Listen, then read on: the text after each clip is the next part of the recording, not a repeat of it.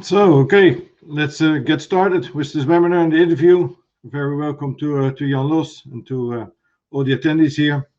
I just would like to give you a short introduction. My name is Michiel van der Watering, the host this afternoon or this morning, depending on where you are. And I just have two first questions to start with, and then I will introduce Jan, and Jan will introduce his company, and we take it from there. And the two questions I would like to talk about are these two. And it's when I ask a marketing department, how many sales leads did you actually get from your advertising activities? And most of the time they say, well, the number of leads we know. But then the next thing what is very important is, of course, the quality of leads. What can we do from the leads, and well, how important are they for the company? And then the other question is much harder for marketers to answer, and what is the return on investment of your various marketing activities? And just a nice overview, maybe frightening for marketeers, but I think it's still important to understand what's happening in the world out there of marketing. And if you look at these three pie charts, the left one is almost 100% for marketeers who do not measure the marketing activities and results. There hardly is any place at the boardroom or in the C-suite, whatever you call it. And then the middle one, when you don't measure or you're not able to prove and present the added value of marketing, then the CEO is giving the marketing manager a very hard time by chasing him or her to make sure that they prove and present their results. And then the last one, and it's more personal, I think, for marketing managers, is that they're having a hard time because they might even be teased or even being pestered around by their peers in the management team. And that really hurts them personally and professionally, as you see, for about 3/4 of the marketeers who have been interviewed for this. So that's just to set where we are on the accountability of marketing. And then I would like to introduce to you Jan Los. And just to give you a short bio of Jan Los, he spent the last 21 years in financial management in the hospitality industry.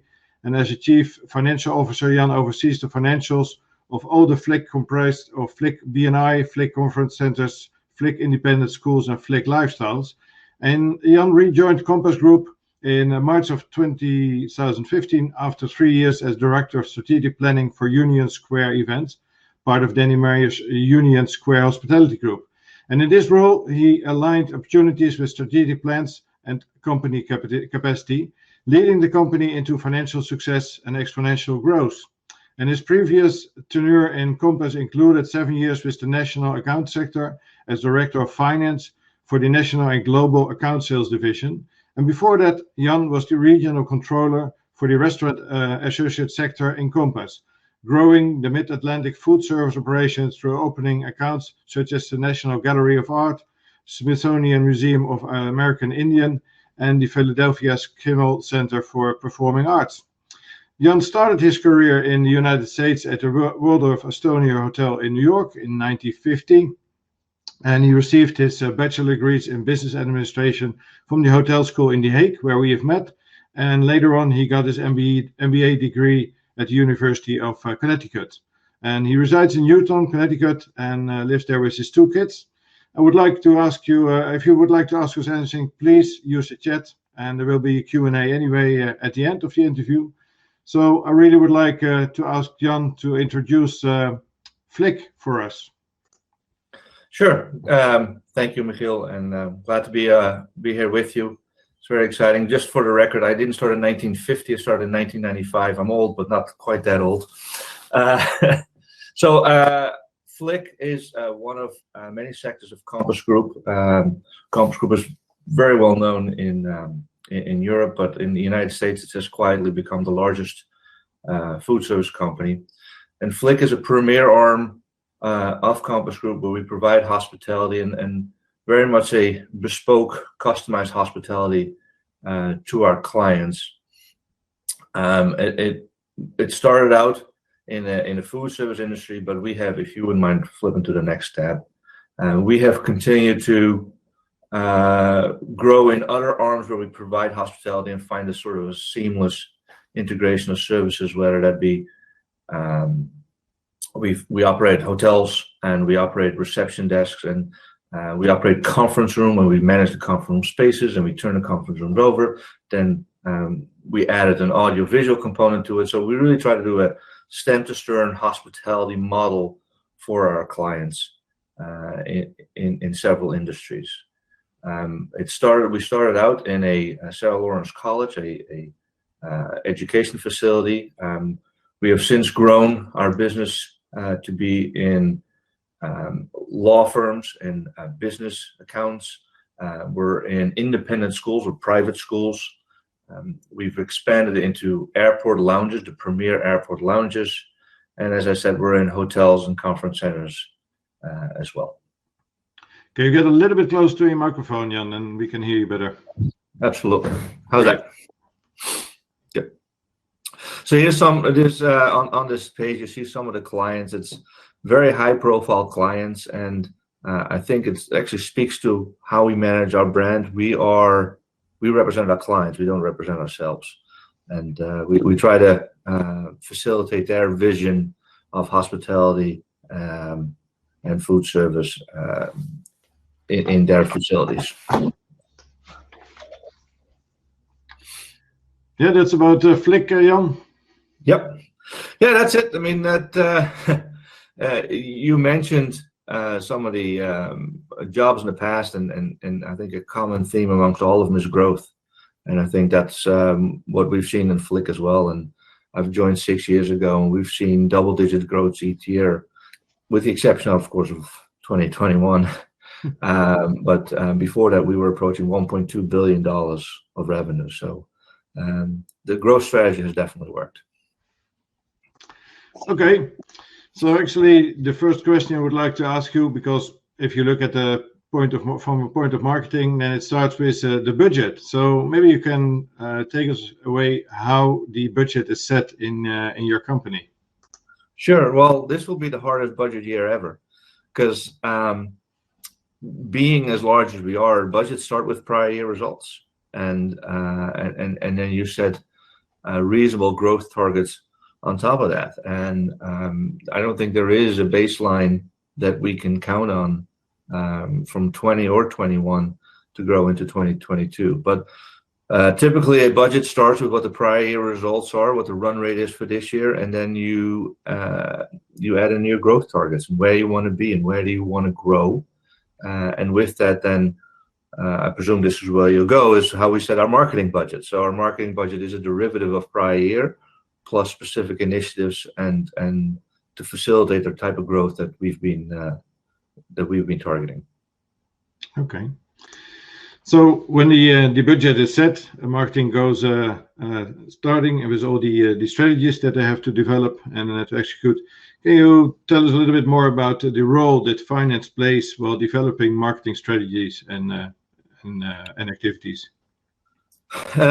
Yes, in terms of strategies, I think it's staying in your lane, right? Finance people are not known for their creativity, but all kidding aside, we have specific targets that we want to hit in terms of driving certain same-store sales or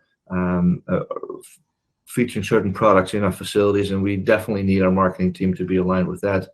And on the flip side, the marketing team relies heavily on the finance support to provide analysis and return on investment on particular initiatives to really see where the focus needs to lie and what the results of the strategies are. So it's very much congruent between the two departments and how we need each other. Yeah, talking a little bit about that more. Is there any specific information that you require to get from marketing? How can they support you in getting the best information? Well, I think as a finance person, you want timely information, and we always say bad news first and first and yesterday. But I think timely information.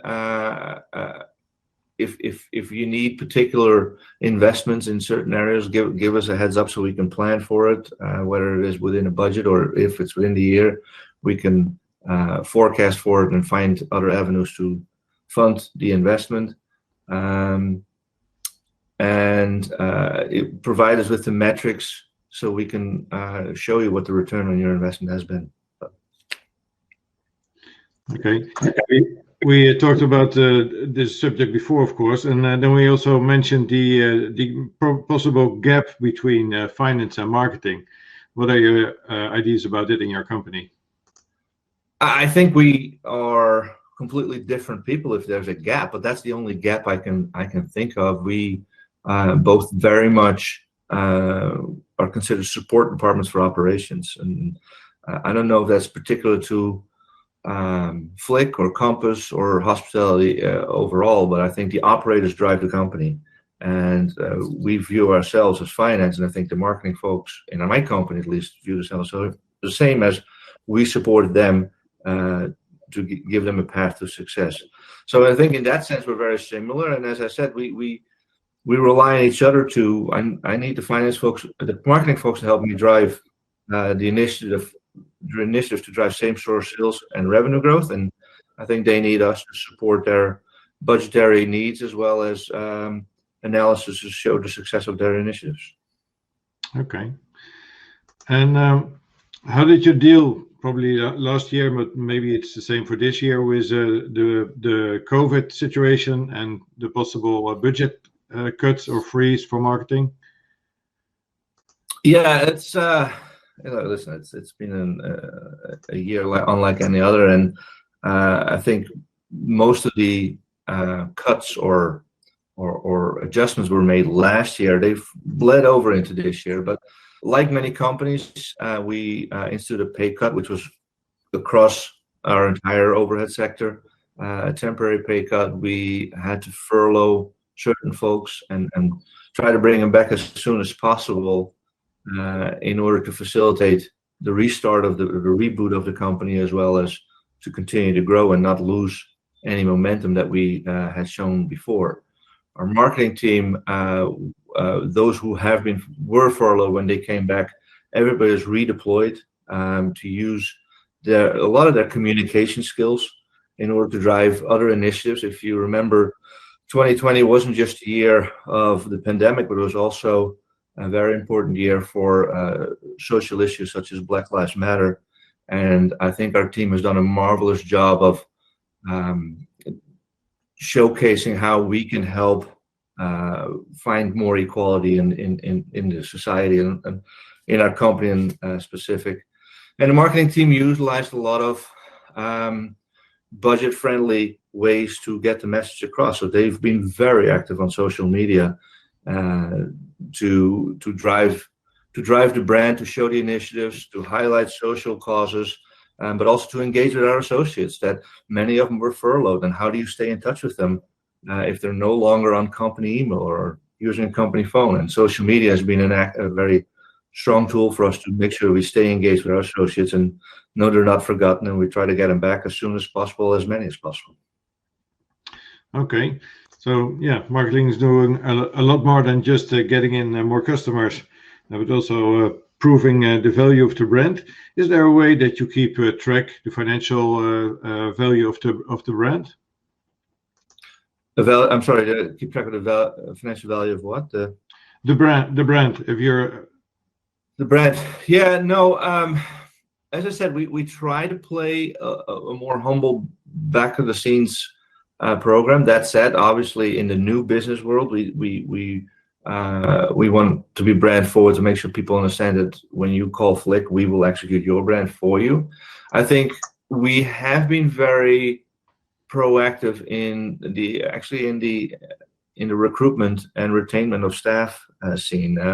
Before 2020, we had what we considered a war on talent. It was very hard to recruit and retain our associates, and I think when we come back in whatever form that is, that war on talent will continue to find good people and to keep them engaged and to keep them growing.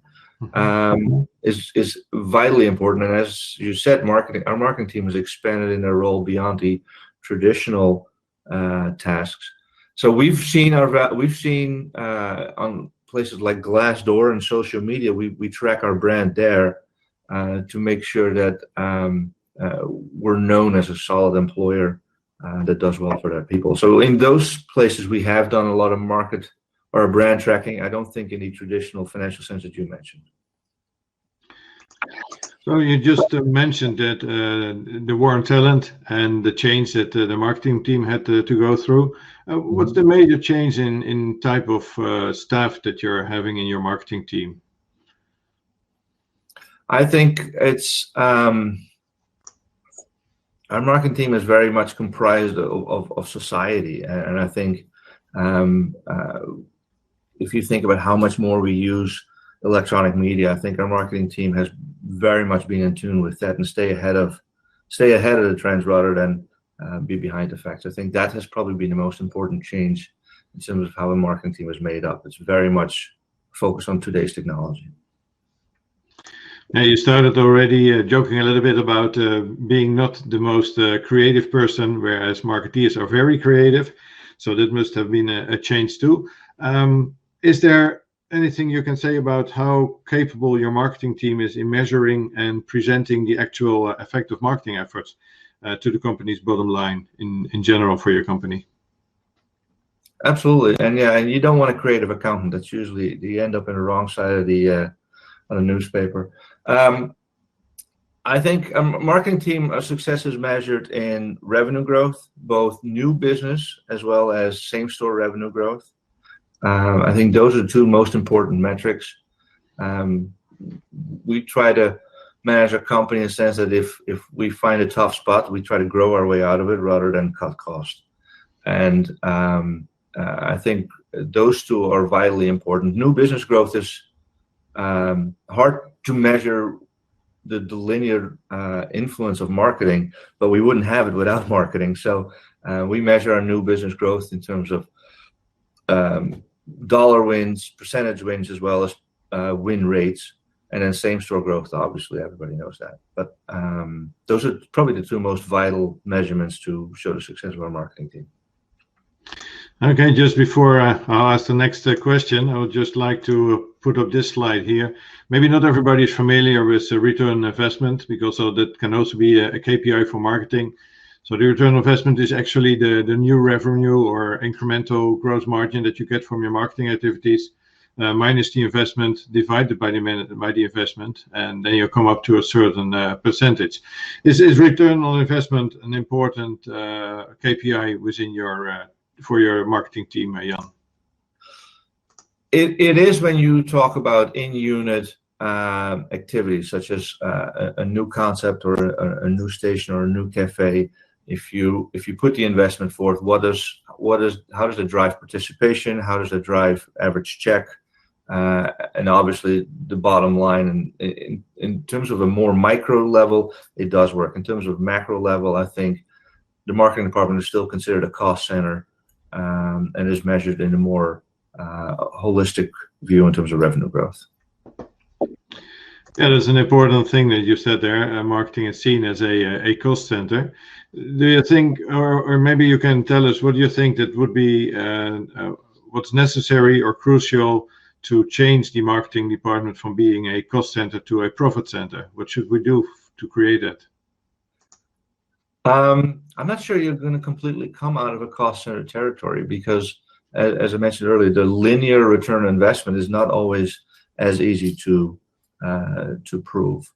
I think for my company, it is a cost center, it is a support function, and there is an overall investment or return on investment, which is how fast a company grows and how much it contributes to the bottom line.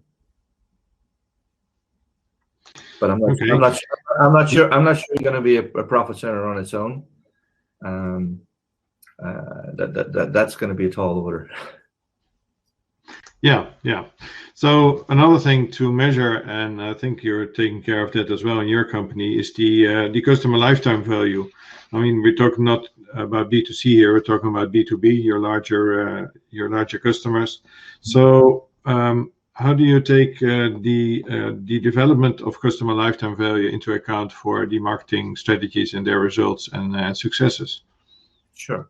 Well, I'll answer it two ways. And on a micro or unit level, it's the growth of participation. So how often does a customer come into the cafeteria in the most simplest terms? And Do they come for breakfast and lunch? Do they come 4 days a week? Do they come 5 days a week? And what's the average check, what they spend? I think hand in hand with our culinary team, our marketing team provides the lifetime value of that customer or the retention of that customer. On a larger scale, it costs twice as much effort and money to find a new client versus retaining an existing client. So we are very strong on retaining our existing customers, and we have a 99% account retention rate in Flik, which we're quite proud of, especially being over $1 billion company. It's not as easy to do, and a lot of people are looking at our customers and wanting our accounts in their portfolio. But I think we've been very successful. I think that's very much, again, operations, marketing, and culinary coming together and providing continued value and continued growth for both our clients, their associates, and our own associates. Okay. There's just another concept I would like to introduce before we go to my question, and that's this slide. Let me see. There it is. It's what we call the accountable marketing cycle. So if you look at from left to right, it starts with your business strategy, then it decides on how your company is organized, and then in the middle part there's marketing, and just at the end of the day, what we call it, the outcome of marketing is campaigns. I mean, they do so much more, but let's just take it for the sake of the argument that it's campaigns. And the campaigns, they should be running in three directions, one at a time, of course. So we would like to get more customers. With the number of customers, we would like to have our customers taking more from our company, and we would like to keep our customers for a longer period of time. You just explained a little bit about how the marketing budget for the whole year is set.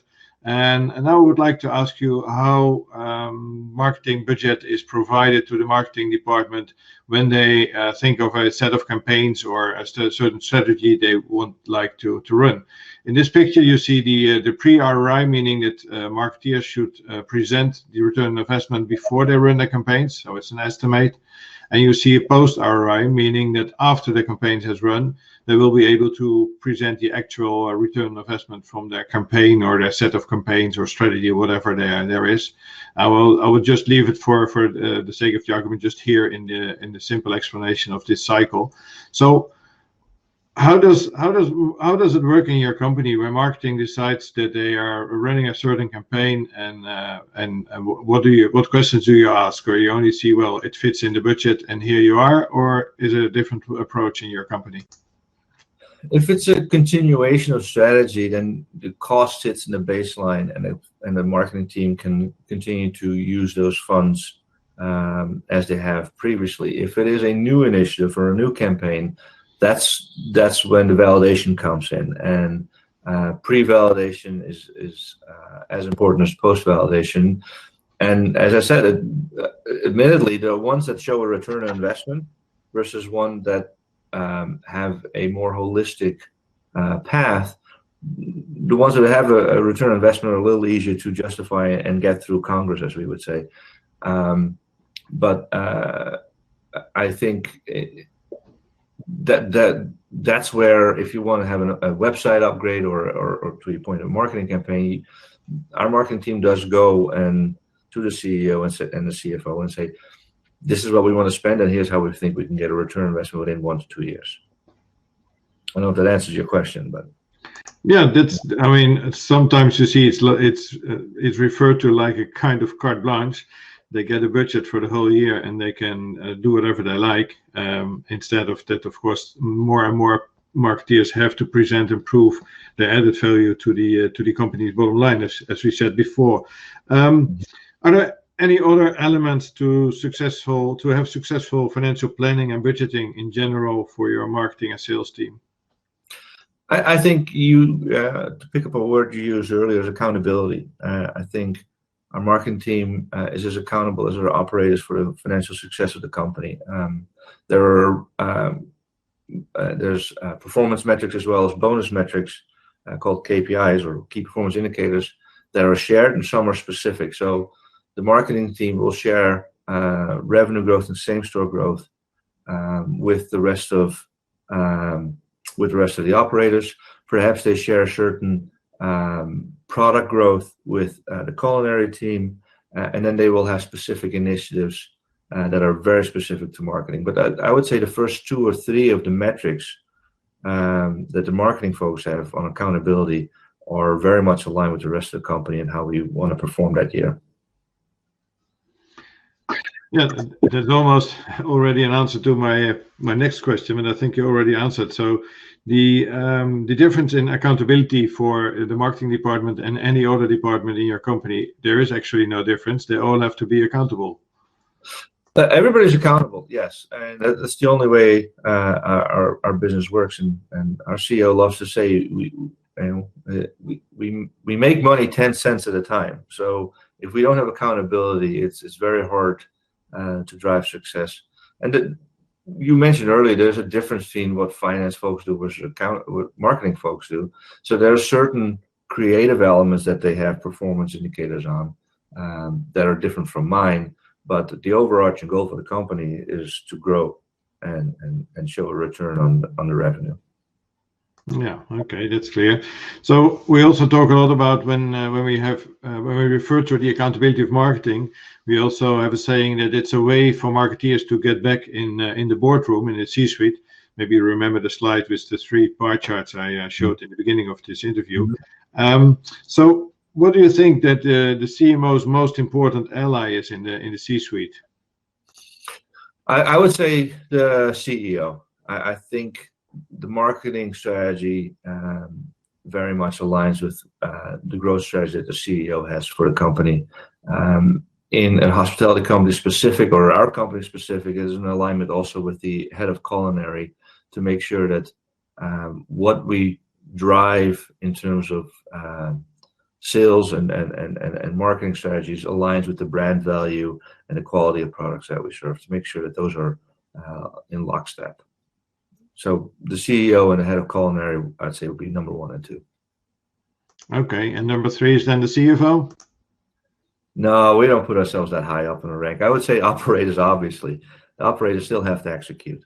And I think the operators are typically represented by the CEO. No, I think I hear where you're going. I think the CFO and the marketing person, as I said earlier, we both provide a support function and we're very much aligned. But we all serve the CEO and the operators to make sure they have an opportunity to execute. Okay, so you also have, of course, a lot of experience and information from other companies. In your company, it seems to be a good way to cooperate between the CMO and CFO. But in general, what do you think is the biggest miscommunication between a CMO and a CFO? I would say in a traditional environment, I'm sure there's going to be arguments over cost. And we talked again about the linear effect and result of a marketing campaign. Is it a nice to have, or does it drive profits? I can imagine that in a traditional company that there would be strife there between the CFO and the CMO, but I'd like to think that our results are a reflection of how well we work together and are aligned in our strategies. Was it there already from the beginning, or has there been taken a kind of program to get such a good cooperation between finance and marketing? I think it's a combination of personalities and success. And the personalities align, the success is there, and then you build on that. I can't speak for my predecessor, but the company was, I didn't drive this company, it was well on its way. So I imagine it's the culture that our CEO created, a culture of cooperation. So do you consider there are, if you look at other businesses, maybe there are some things that we need to put in place to have a better alignment between finance and marketing? I mean, most of the time we speak about alignment between sales and marketing, but finance and marketing is important too, I think.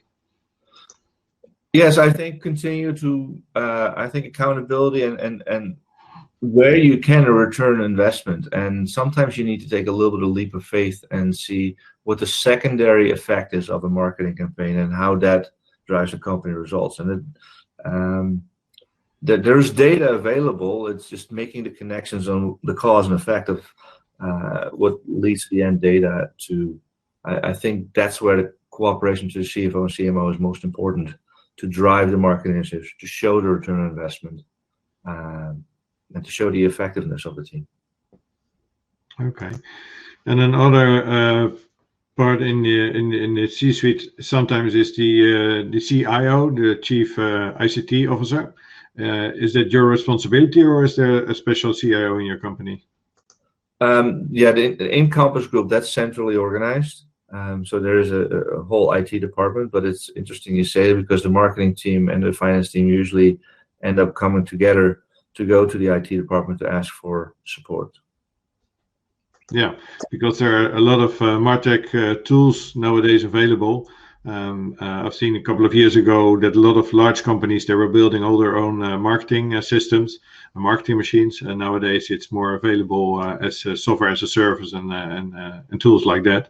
Can you tell us a little bit about that? How the MarTech investments in MarTech has been taken care of in your company? Yeah, again, I think it's driven by the marketing team going to the IT department saying, here's the functionality that we're looking for, and the IT department finding software or customization that'll work for the marketing team. I think this is where the creativity has the ask, and the IT department has the function that goes along with that. And is there then a kind of business case to invest in MarTech, or how does that work? Sure. Yes. If you want to bring it down to a tangible level, if you want to have a particular app, what is that app going to drive? What is it going to drive in terms of additional sales? We're going to drive an additional participation, and then you do a cost-benefit analysis. Just like opening up a new station in a cafe or building a new concept, that's very much a return on investment, and sometimes a little bit of a leap of faith, but it's very much finance driven. Yeah. Okay, I would like to show a slide with the most important KPIs, just to check what the most important KPIs are within Flik. Mm-hmm. Maybe you remember those, or you say, oh yeah.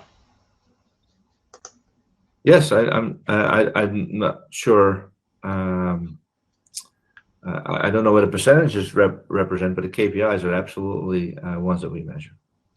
Well, the percentages indicate, if we ask marketeers what are the most important KPIs, then and they can name a few, they're not naming one, and then we see these percentages showing up. So therefore, the marketing ROI is the most important one. Mm-hmm. Yeah, I would say sales, but sales growth.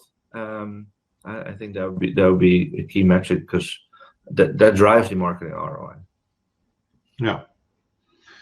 And then there's another one. I'm not sure whether you're using it. I think I forgot to mention it earlier. Is the so-called hurdle rate, meaning that we ask a marketeer to develop a campaign or strategy. So he or she comes up with a pre-ROI to define what the return on investment of the campaign might be. Then, of course, we check it against the post-ROI to see later on whether the actual figures meet the pre-ROI.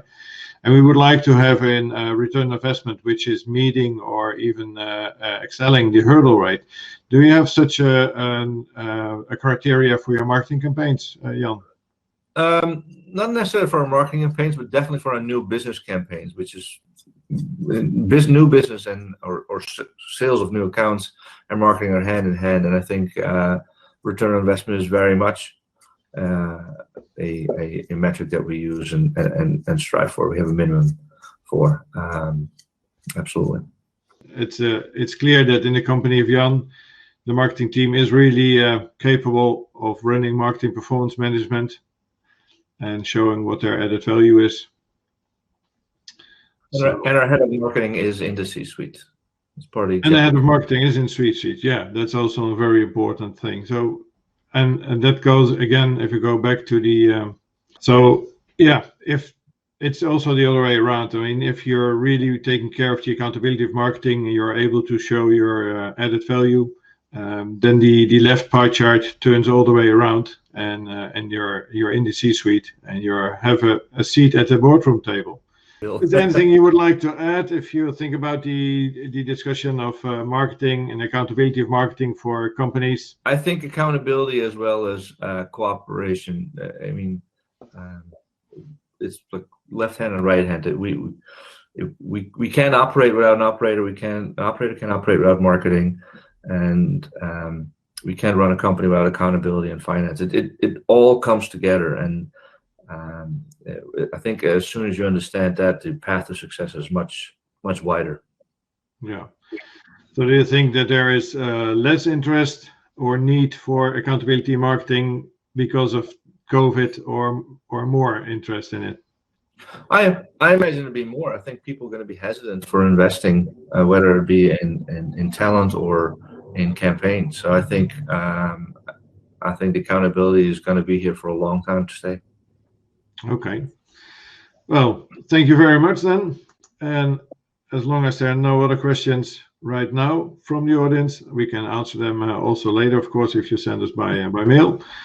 Then I would really like to thank you very much, Jan, for being with us and sharing your experience in marketing and finance in the hospitality industry that you're working in. So thanks a lot. My pleasure. See you on another webinar. I look forward to it, and everybody stay safe. Thank you. Okay. Bye-bye. Bye-bye.